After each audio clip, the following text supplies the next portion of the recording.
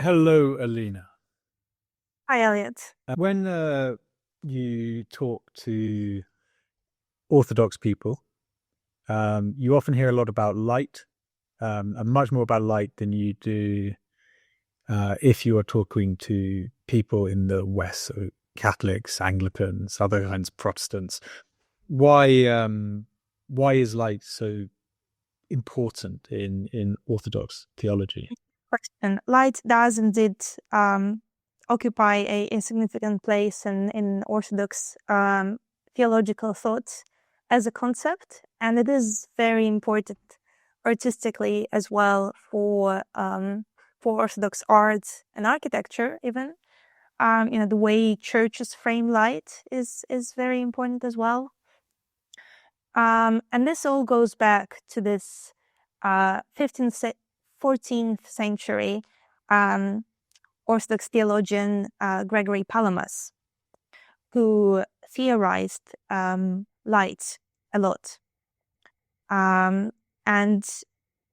what Gregory Palamas tried to do is to understand what happens at the moment of transfiguration.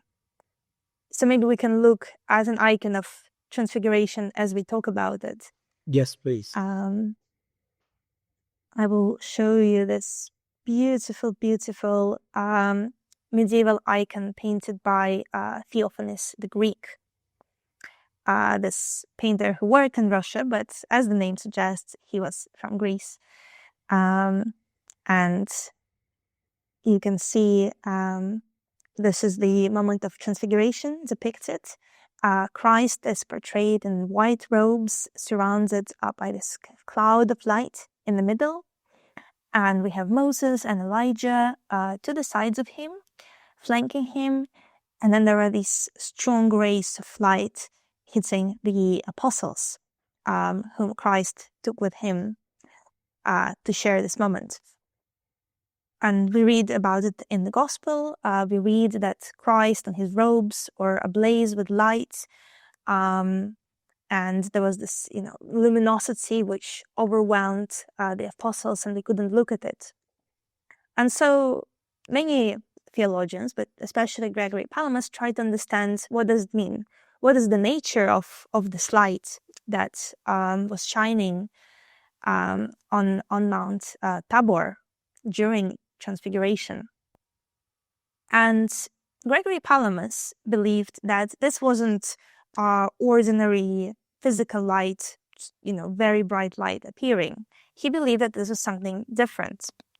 According to his interpretation of a story, this was something called uncreated light, a kind of visual representation, a radiance of divine presence, of divine energies, of divine action in the world.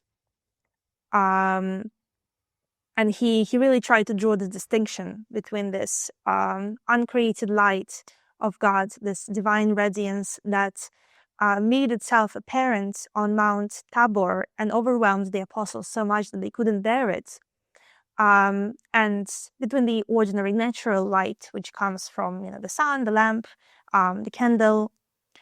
And this distinction is also quite important for Orthodox iconography and the way things are lit up within an icon.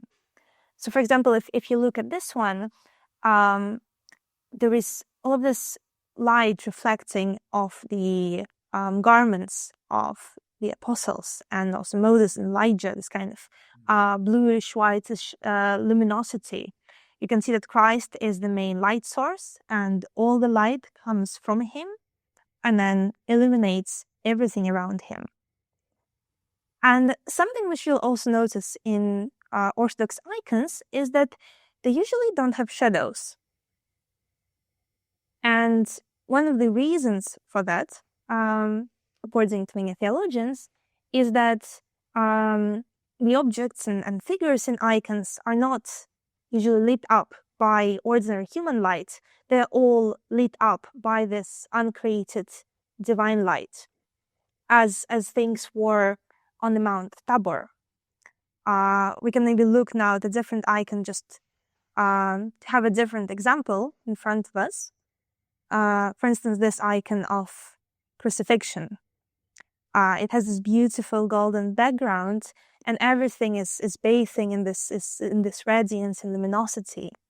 And as many icon painters and theologians would say, that's because all these figures are depicted in the presence of God, pierced by this uncreated light of God, this divine radiance, which fills the heavenly realm.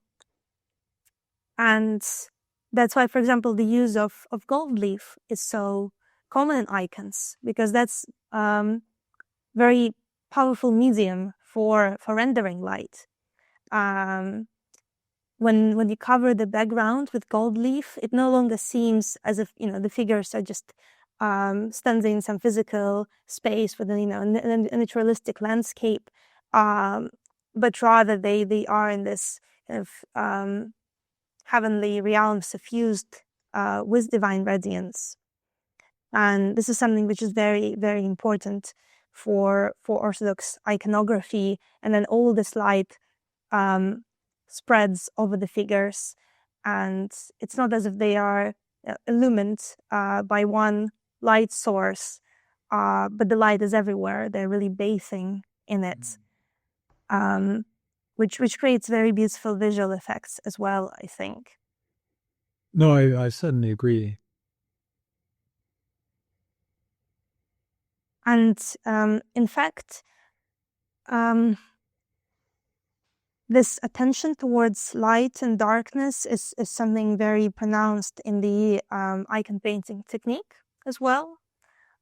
Usually, when you paint a figure, you start with darker colors, and then you gradually add more and more and more lighter tones on top of it in layers. So you reach.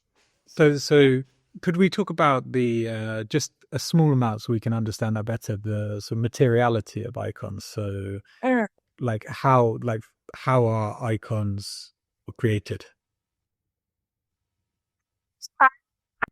Cases with a piece of wood. That can be something else if it's a fresco or a different medium, but most icons are painted on a wood panel.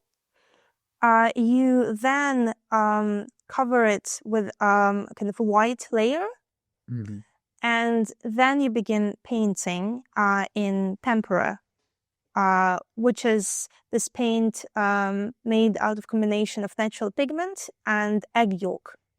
And it dries up very quickly, so you have to be very precise. You have to really have the correct color ready,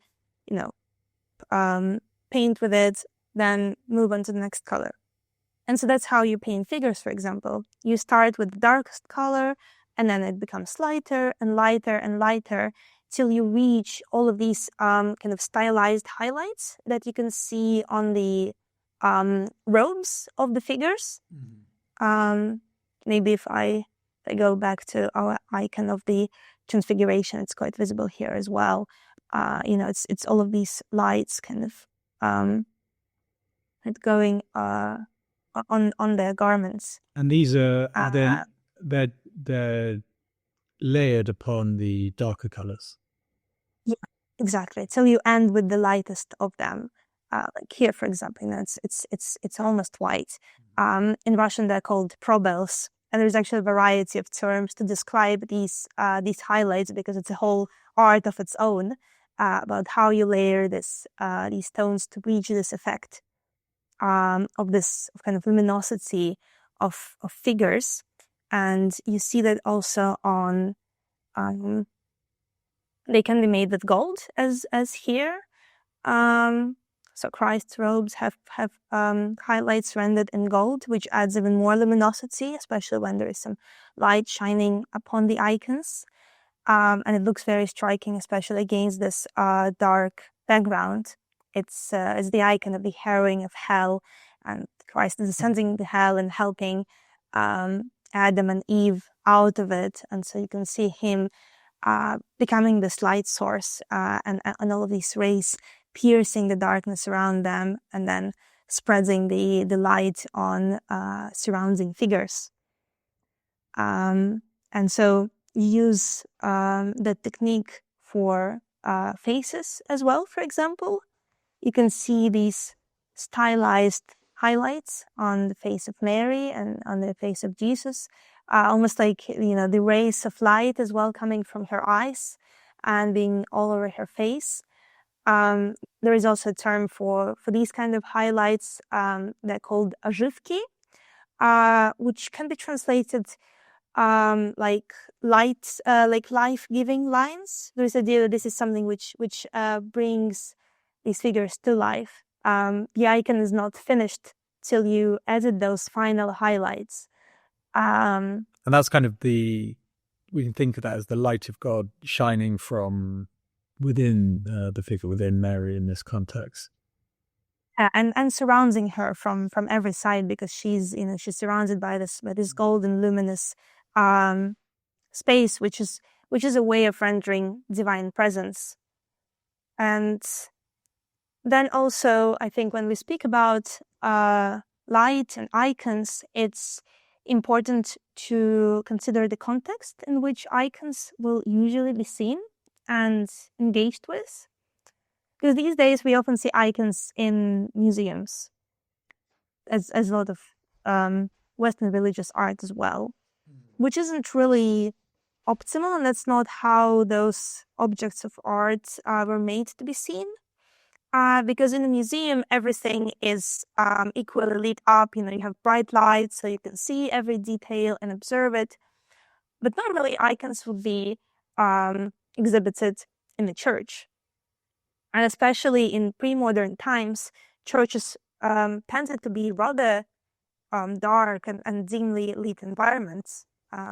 Do Orthodox churches today pay lots of attention to the lighting? Not so much, less than they should. It of course varies. The same with Western churches; they also pay less than they should. Yeah, there is scope for improvement. Okay. It varies, but sometimes you go to some monastic church in rural Greece, and these tend to be rather dark and just candlelit, and it always makes a striking impression on you, and that's how people would encounter these interiors for most of history. Prior to electric lighting. And the style of icons is obviously developed with that context in mind and not another. Yeah, indeed. And if you look at the reproduction of an icon as we're looking now, it's sometimes hard to tell that it's actually gold leaf. It just looks yellow, a lot of yellow ochre around Mary. It looks rather flat, and it doesn't really have the same effect as it would if it was lit up by candle, for example, because then the light will reflect off the surface of the icon quite unevenly.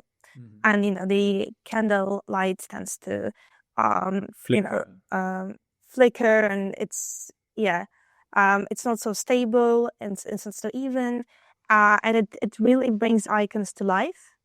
It really changes how you see them. So I have some pictures here and photographs from churches. But you can see how the halos, for example, really shine and stand out from this darkness. And here you can see the figures kind of coming towards you from this luminous golden background, kind of from almost another otherworldly reality.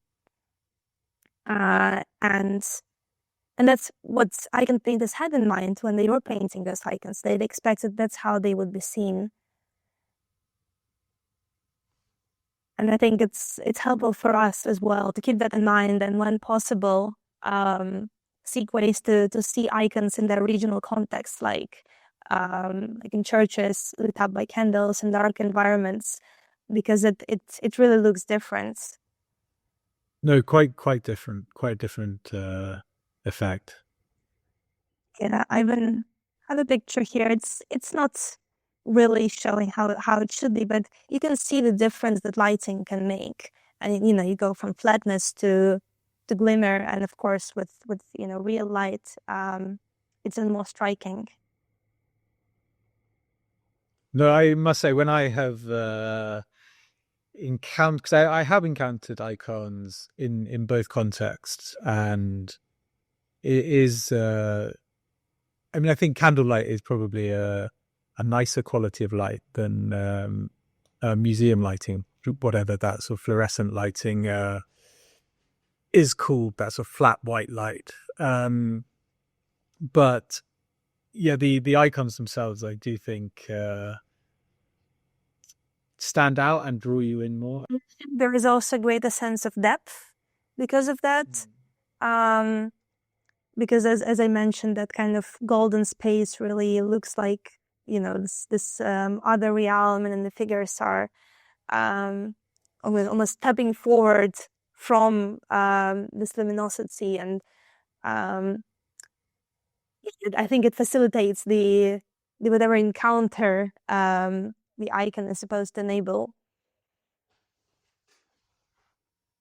When so to conclude, so when people are thinking about light and icons and looking at light, what is the sort of key thing or key things that they should be thinking about and bearing in mind? Say one of the key takeaways for how you approach icons is always to try to figure out where is the light coming from, and if you can find that, because often you will realize that Christ is the ultimate light source, as on this icon of the harrowing of hell, for example, or on the icon of transfiguration, and those highlights are there to direct your attention towards God and towards His radiant presence in the icon and beyond. Perfect. Thank you. Okay.